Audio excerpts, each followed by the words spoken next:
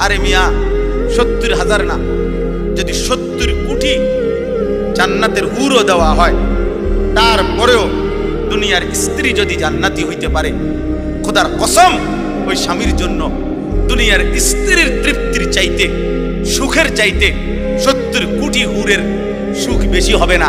হালাল স্ত্রী যতটা আনন্দময় হবে।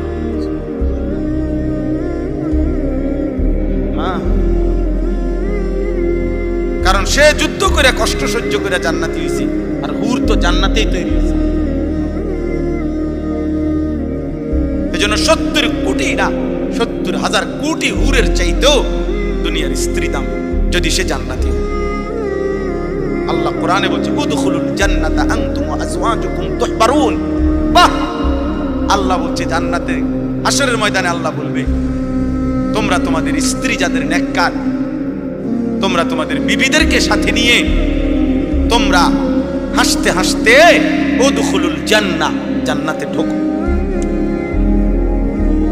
জান্নাতে এক লগেই তো ঢুকতে দিছিল, স্বামী স্ত্রীরা এক লগেই তো দিছিল। ইয়া আদম উসকুন আনতা ওয়া যাওজুকাল জান্নাহ, এক লগেই তো থাকতে দিছিল। আদম এবং হাওয়া এক লগে থাকতে দিছিল না? বুঝা গেল স্বামী স্ত্রী নেককার হলে এই মজাটাই আলাদা, এই জান্নাতটাই আলাদা। আল্লাহ আমাদেরকে তৌফিক দান করে।